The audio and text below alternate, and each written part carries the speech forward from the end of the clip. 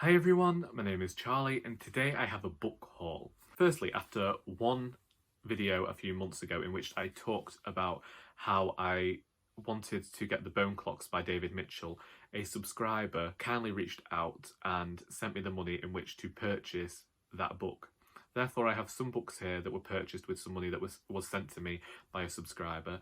This has never happened before in the history of my channel. I want to emphasise that nobody is under any obligation to send me money for books. I appreciate that the subscriber was doing this because unfortunately, due to everything that has happened with lockdown, my books haven't been able to be purchased in areas the world over without it being an extremely long length of time for people to wait, or certain items haven't been allowed into countries. Therefore, this subscriber got in touch, said they'd like to support me somehow and sent me this money, but to be fully transparent, I just wanted to say that these books were purchased with money that I was sent to purchase these books. So firstly, we have The Bone Clocks by David Mitchell. I really got into reading this author's work this year. Well, I say that I've only read Ghost Written and Cloud Atlas, but both of them have really impressed me. And so I wanted to see what the author did with this book. I believe that this is similar to Cloud Atlas and Ghost Written in that it's going to be somebody's life over a long expanse of time. I heard that this book mentioned the supernatural and spanned over 6 decades and was a bit of a puzzle to read. And that is why I wanted this one to be the next one that I read. I also have Slade House waiting in this giant pile over here to be read, and I believe that that has a connection to this book in some way. I planned to read this book in June, but due to current events, I pushed it back in order to focus on some black authors that I had waiting to be read on my shelves. Next, from the same subscriber, I also purchased The Master and the Margarita by Mikhail Bulgakov. I've been thinking about this book for a long time, because of the mention of a black cat and the devil. For that reason alone, this book appealed to me. I've wanted it for a while. This just felt like the right time in which to buy it.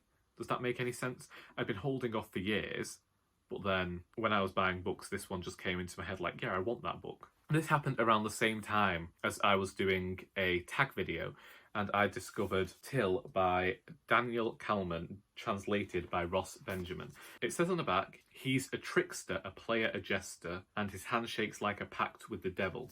I believe that's this guy called Tyll, and it just seemed dark, satirical, but also folkloric with a touch of the supernatural. Is it medieval? It discusses something to do with the 30 Years' War, and before I go into this book, I will be researching just what the 30 Years' War is. As many people know, my knowledge of history is incredibly poor. So basically, I liked the idea of this book when I read about it on the Man Booker International website, and so I decided to purchase it. I enjoyed The Eighth Life, and that didn't make it through to the shortlist. I think this one did, but I can't remember. Either way, looking forward to it. After I read The Eighth Life by Nino Harashvili, I got this want within me to revisit a book, and that is Anna Karenina by Leo Tolstoy. This one is the translation by Louise and Elmer Maud, and I don't know whether they're the same people that translated the previous edition that I had.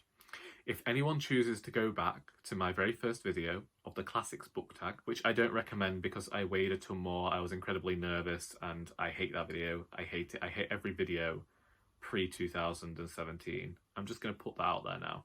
Just going to say it. As I lose more weight, I can't watch videos where I was bigger.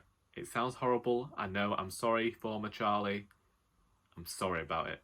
But also, you weren't that conscientious at 22. And I didn't like Anna Karenina back then. But after reading The Eighth Life and reading that slowly and separating the book into its parts, I just got this want to read something similar, and I thought, you've read something similar before. It was Anna Karenina, and I feel like if I revisit it at this age, I might appreciate it more. Therefore, I got a new copy because I sold mine years ago. Then we have a book that I toyed with not purchasing because I haven't liked this author's previous works, but too many people talked about this, and it's Hamnet by Maggie O'Farrell. What I'm about to say is going to sound the tiniest bit weird. So Hamnet is Shakespeare's son. We know that. He's going to die in this book. We know that. I really like to see grief portrayed in books and to see how grief is portrayed in fiction. Due to the grief that I experienced as a child and a teenager, it's become one of those things that I have something of the morbid curiosity in reading about and seeing whether it's done well. After the death of my grandmother, grief really influenced the writing of An Heir to Murder. Alice's experiences throughout that book, just after the death of her auntie, were somewhat influenced by the things I was going through at the time. But my interest goes farther back than that. I bought it, even though I haven't been the biggest fan of O'Farrell's work in the past. Then I had to buy a book for the final round of the Booktube prize, and that is The Innocents by Michael Crummey. I have no idea what this book's about. I didn't even know that this was actually part of the Booktube prize. Where does it say what it's about? Apparently the author is an award-winning poet, and this book is going to follow two orphaned siblings. So we'll see. This book I couldn't actually get in the UK until August, and I have to have placed my rankings by then. Therefore, I went to Amazon. Now, you know I don't like Amazon at all, and the book was hugely expensive on there, so I did something I have never done before. I went to eBay to purchase a book. This book is new, and I got it for less than half price. Like brand spanking new. Tell you, I know that means no money went to the author, and I'm sorry about it, but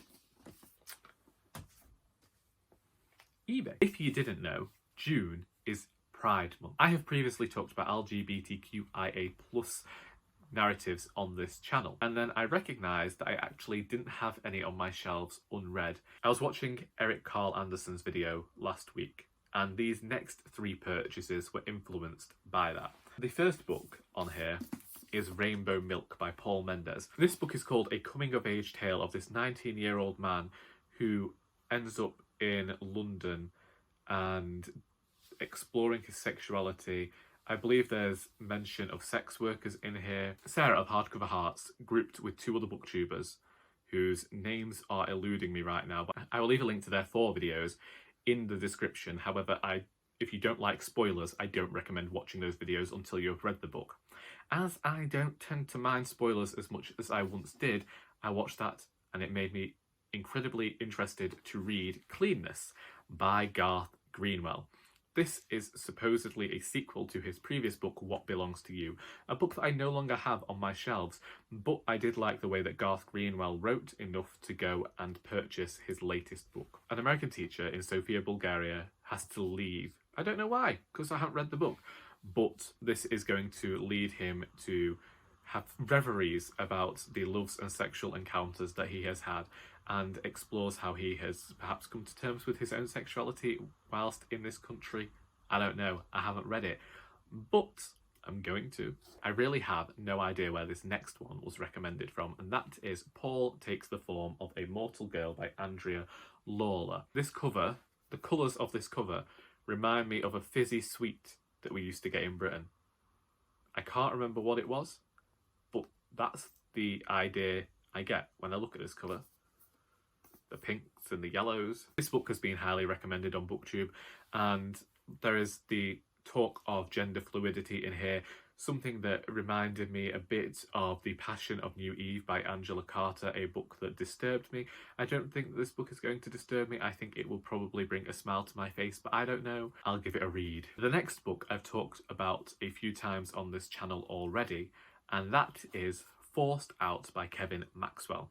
I purchased this book after wondering where this writer had gone after his appearance in Dinner Ladies, only to discover that he had become a detective who was forced out of the police force due to the homophobia and racism that he received over 11 years. This is chronicling those instances and how the powers that be weren't necessarily as helpful as they wanted the public to believe. So far, I am 6 chapters in, and each chapter makes me more angry and more sad than the previous one. Therefore, I have limited myself to just 2 chapters a day to get through it. This is because I feel like Kevin Maxwell is talking about stuff that is incredibly important, and my feelings can mar the reading experience because I'm just mulling over everything that he's talking about. That is why I've decided to take it slower. I think that this is a very apt memoir to be reading during these times. And then because Simon of Savage Reads has been talking about this book quite often, I have got Mr. Loverman by Bernardine Evaristo. This book follows the character of Barry, who after nearly 50-something years of marriage has chosen to leave his wife to be with his gay lover, who he has also been having a relationship with for the majority of his life, Morris. So far, I am only 100 pages in. It has explored themes of sexuality, mental health, and it has discussed domestic abuse as well. There is a touch of humour to this story, but it doesn't shy away from discussing difficult, more hard-hitting topics, and I appreciate that. And so this is the book that I'm currently reading alongside Forced Out, and I am really enjoying the voice within this one. And them's the books, 11 books to be going on with after only 12 weeks off work. And I know that you've seen me haul other books during that time. I did actually get some of this TBR pile down back in April. I wish I'd done more in May, but it just wasn't to be. I'm probably going to focus on all of these books next simply because they are the newest ones on my shelves and I've made plans to read certain ones already. If you have read any of these books and would like to discuss them, please feel free to do so in the comments. If you think that I should prioritise a certain book over another, then let me know. I hope that you have enjoyed this video, and until next time, that is all.